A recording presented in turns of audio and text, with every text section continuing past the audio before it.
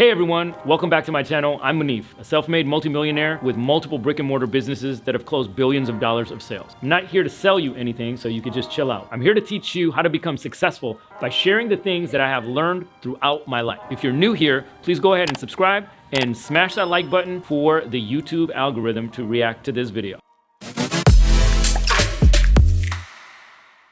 In today's video, I'm going to talk about specific expenses that greatly impact your financial status. I'm not talking about saving money by telling you to stop drinking $4 and $5 cups of coffee every day. Sure, if you eliminated that, you would save around $120 to $150 a month, but that's like a drop of water in the ocean. Instead, I'm talking about the culprits out there that really kill your wealth, which many often overlook or underestimate. But before we go into that, let us first look into the three suspects that kill your wealth. I'm talking about the three biggest expenses that most people have. According to the most recent survey by the BLS, the Bureau of Labor Statistics, the three biggest expenses that most people have is housing, transportation, and good old food. Housing accounts for 33.8% of all consumer units' total expenditures, while transportation accounts for 16.4% and a whopping 12.4% for food alone. Now, housing costs include mortgage, interest, payments, property taxes, insurance, maintenance, repairs, utilities, furniture, and fixtures. And the average U.S. household usually spends somewhere around $21,500 a year or $1,800 a month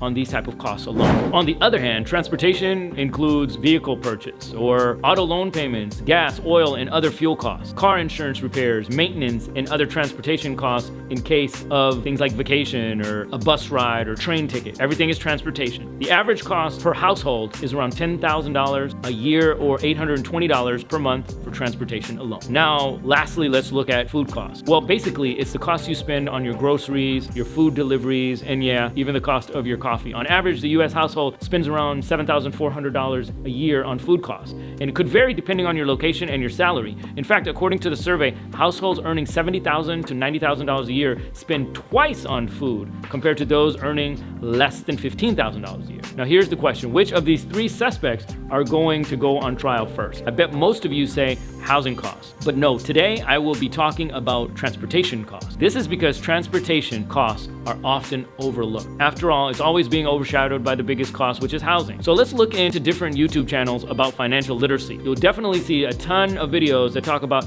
how to save on your housing expenses, but not too much out there that talks about saving on transportation costs alone. So stay tuned until the end, and it would also help if you gave this video some thumbs up so that I'll know that you like this type of content.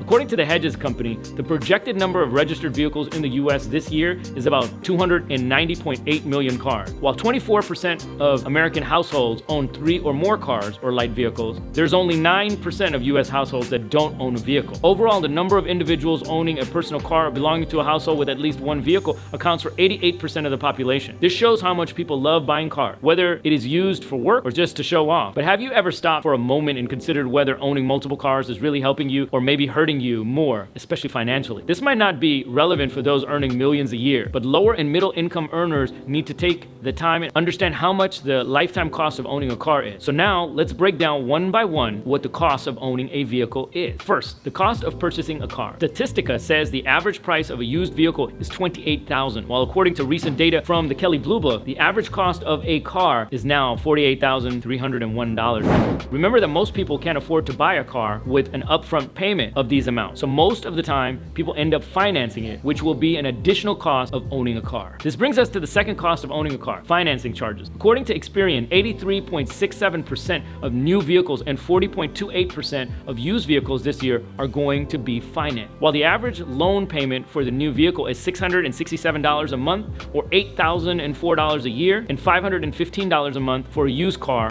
or $6,180 a year. Remember, those amounts are still included in the cost of buying a car. We have yet to discuss the cost of operating a vehicle. Fuel costs. Another cost you will incur when you own a car is fuel. Currently, the national average price for gas is $3.82 a gallon. And for your reference, California and Hawaii are the states with the most expensive gas, with prices around $4.49 to $5.21 on average per gallon, respectively. While the cheapest is Georgia and Texas, with prices being $3.13 to $3.17, respectively.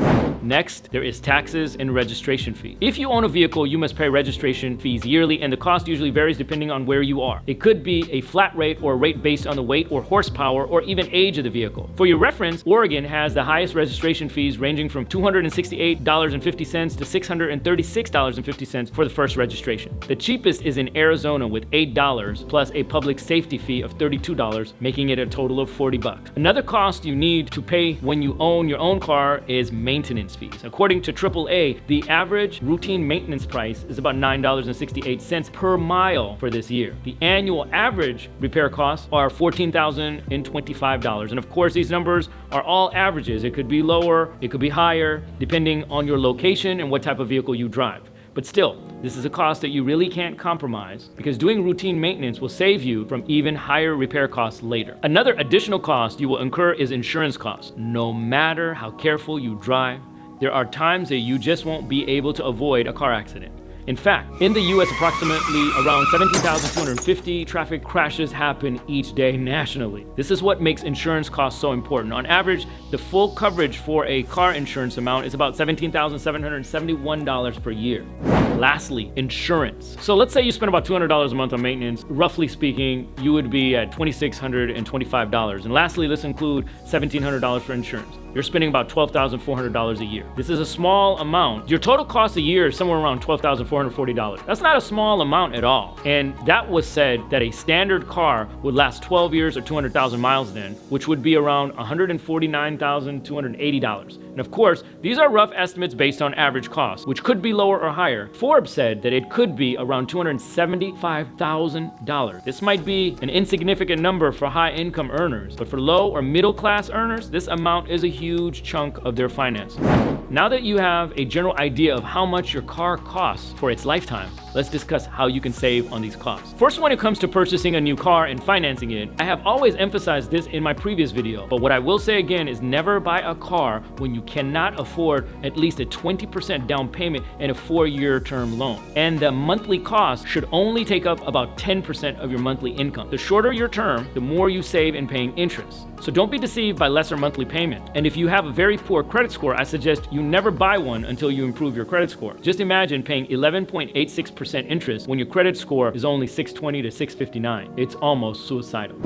Next, when it comes to fuel, there's nothing you can do when prices keep rising. All you can do is drive less to save on gas. And if you're renting, the best way is to look for apartments within walking distance to your work and shopping. It will also help you save on gas, and it'll be a healthier activity for you to walk more. While others will tell you, buy an electric car like Tesla, EVs are still much more expensive than gas-powered vehicles. Tesla's EV prices range from somewhere between $50,000 to $200,000. Other brands are cheaper than Tesla, but they also have very small EPA estimated ranges, anywhere from 100 miles to 250 miles. The US government also promotes electric cars and plans to end the purchase of gas-powered by the year 2035. In fact, California already passed a law that bans the sale of new gas cars by 2035. While this is good for lowering fuel costs, it's still a long way before the average earning citizen can afford a decent electric vehicle without the risk of going broke. Let's look at taxes and registration fees. The only way to lower these costs is by owning fewer cars. And if you want to be a compliant citizen and avoid bigger problems in the future, the only way is to register your car. There is no way getting around this cost other than owning less vehicles. Repairs and maintenance. It is the same with repairs and maintenance fees. To lower this cost, you need to own less vehicles. As I have mentioned in my earlier videos, you can't compromise routine maintenance, as this will save you from paying even higher costs later when your car breaks down due to poor maintenance. And if you are planning to buy a used car, make sure to buy something that is not too old. The last thing you want to do is buy a car every year because you keep buying very old vehicles that haven't been well maintained. According to Car Examiner, the ideal age of a used car is around 5 years. However, other factors to be considered like mileage, how the previous owner took care of it, and other things. So to make sure that the used car that you're buying is still reliable, you can ask for a professional to look at that vehicle. especially if you're not good with it. It might cost you an additional professional fee of taking a mechanic with you, but it's better than paying more for repair costs later on a few months later. And if you're good with your hands, learning the basics and minor repairs could save you more money in the long run, like windshield wiper changes or changing your oil or battery replacement or tire maintenance. These are all things that you could do on your own if you have some time and some tools and could quickly learn these skills. And of course, if you're not confident, it's better to leave it to someone who's an expert than to risk breaking your car down even more. But I guarantee you, it's not that complex or complicated to do routine maintenance. And lastly, when it comes to insurance, when it's about to expire or due for renewal, you should think that the premium has constantly been increasing. It is about time that you go shopping rather than just renewing and obtain quotes from competitive companies. Many people stay with the original insurances for years. While that's okay, you might miss out on other advantages that other companies offer, even those with lower costs that are giving you the same benefit. So when your insurance is about to renew, ask other companies for quotations and compare them with the one you currently have. But remember to not look only for the lowest cost insurance, but also for the financial strength of the insurance company and its credit worthiness. Look at ratings and reviews and figure out where you're going to put your business. Car-related expenses are such a high cost, and most people don't put a lot of thought into it because they're usually caught up with housing expenses or food expenses because they're a necessity that people can't ignore. Like in the Olympics, where bronze and gold medalists get more cheers while silver medalists get more disappointment, just for the fact that you missed one step towards a gold medal. So really think about the money you are spending and take home that gold. That's all for today, and as always, thank you for watching, and if you want more financial tips, please go ahead and check out this video, how to save more money when gas prices actually keep increasing.